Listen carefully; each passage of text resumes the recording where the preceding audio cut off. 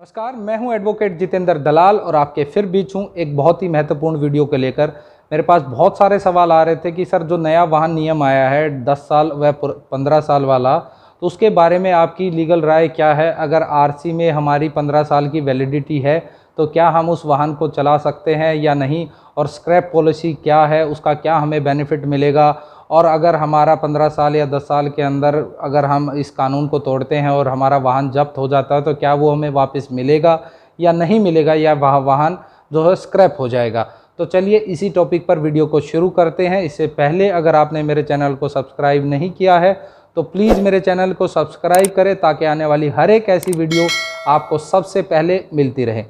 देखिए, जो बहुत ज़्यादा सवाल मेरे से पूछा जा रहा है और आजकल बहुत ट्रेंड में भी ये चल रहा है कि हर लोगों के मन में ये सवाल है कि अगर मैंने ऑलरेडी एक वाहन लिया है, उदाहरण के लिए मैं डीजल वाहन की बात करता हूँ कि कोई डीजल की मैंने कोई भी वाहन लिया है या मैंने कोई गाड़ी ली है और उसकी वैलिडिटी 15 साल, उसका रजिस्ट्रेशन सर्टिफिकेट जो आरसी में 15 साल वैलिडिटी लिखी हुई है और मैंने 15 साल का उसका टैक्स भी पे किया हुआ है, तो क्या वह वाहन 15 साल चलेगा या नहीं चलेगा। तो देखिए, ऑलरेडी अगर आपने जो 15 साल का टैक्स बेशक से पे कर रखा हो, लेकिन दिल्ली और एनसीआर में एनजीटी के नए नियम के अनुसार आप उसे 10 साल तक ही चला सकते हैं। बहुत सारे लोगों के मन में सवाल है कि जब ऑलरेडी टैक्स 15 साल के लिए पे कर रखा है तो हमें 15 साल क्यों नहीं मिल रहे।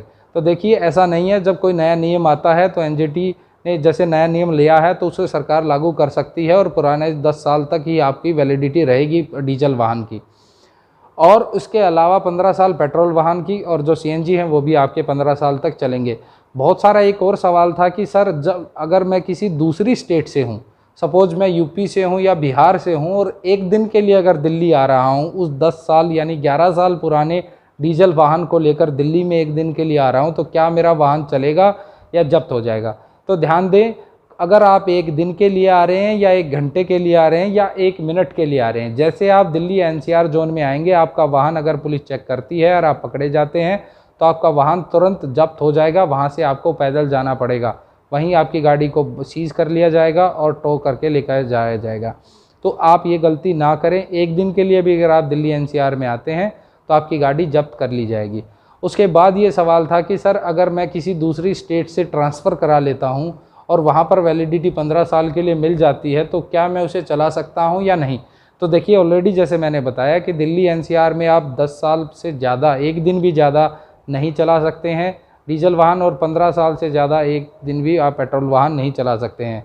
अगर आपने दूसरी स्टेट में ट्रांसफ़र करा लिया है अपने नाम पर या किसी और के नाम पर, तो आप उसको दिल्ली और एनसीआर से बाहर ही चला सकते हैं, अपनी स्टेट में नहीं चला सकते हैं।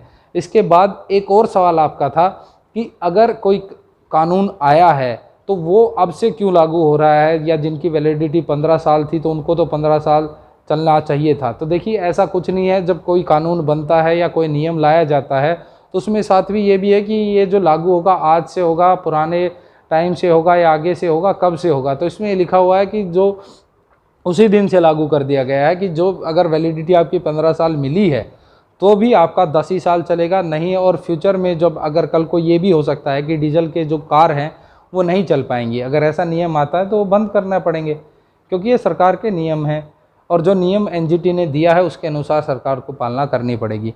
अब एक और सवाल था कि सर मैंने गलती से अगर मैं एक दिन के लिए या कुछ घंटे के लिए दिल्ली या एनसीआर में आ गया तो क्या वो जो वाहन है जब्त कर लिया गया जब पुलिस ने, तो उसको क्या वो मुझे मिलेगा या नहीं मिलेगा।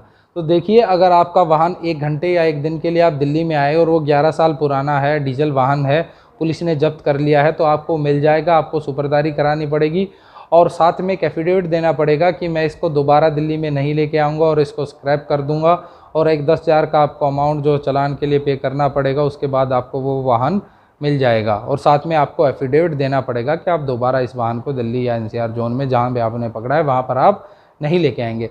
एक और बहुत ज़्यादा सवाल मेरे पास आ रहा था कि हरियाणा से जो लोग हैं और जिनके व्हीकल हरियाणा से डीजल के हैं, जो 10 साल से ज़्यादा के हैं, क्या वो हरियाणा में चलेंगे या नहीं चलेंगे। देखिए, ऐसा कुछ नहीं है। दिल्ली का हरियाणा का जो पार्ट एनसीआर में लगता है, उस एनसीआर में भी एनजीटी का जो नियम है वो लागू होगा। लेकिन रिसेंटली मैंने मनोहर लाल खट्टर जी का एक बयान सुना था जिसमें ये कहा गया था कि एनसीआर का जो जोन है उसमें जो डीजल के प्राइवेट वाहन हैं उनको नहीं जब्त किया जा रहा है, सिर्फ गुड़गांव में, गुरुग्राम में पेट्रोल के जो वाहन हैं उनको चलने दिया जा रहा है, और जो डीजल के और जो पेट्रोल के 10 साल पुराने डीजल के जो ऑटो हैं और 15 साल से ज़्यादा के जो ऑटो हैं सिर्फ उनको जब्त किया जा रहा है। अभी उन पे नहीं है, फ्यूचर में कोई नया आदेश आता है तो उनको भी जब्त किया जाएगा। लेकिन फ़िलहाल के लिए जो हरियाणा के एनसीआर जोन है, जो हरियाणा में एनसीआर लगता है, उसमें आप प्राइवेट व्हीकल्स को जो 10 साल पुराने हैं उनको 10 साल से पुराने डीजल वाहन और 15 साल से ज़्यादा जो अगर वैलिड उनका रजिस्ट्रेशन आपने करा रखा है 15 साल से ज़्यादा तक वैलिडिटी अगर आपकी आरसी में है तो आप उनको चला सकते हैं। इसके अलावा अगर आपका कोई इस टॉपिक से संबंधित सवाल है या सुझाव है तो आप मुझे कमेंट कर सकते हैं, आप मुझे व्हाट्सएप पर भी सवाल पूछ सकते हैं। इसके अलावा अगर आपका कोई सवाल है, सुझाव है तो भी आप हमें लिख सकते हैं। उम्मीद करता हूं कि आपको मेरी वीडियो पसंद आई होगी। अगर आपको मेरी ये वीडियो पसंद आई हो तो प्लीज़ मेरी वीडियो को लाइक करें, शेयर करें और मेरे चैनल को सब्सक्राइब करें। जय हिंद, जय भारत।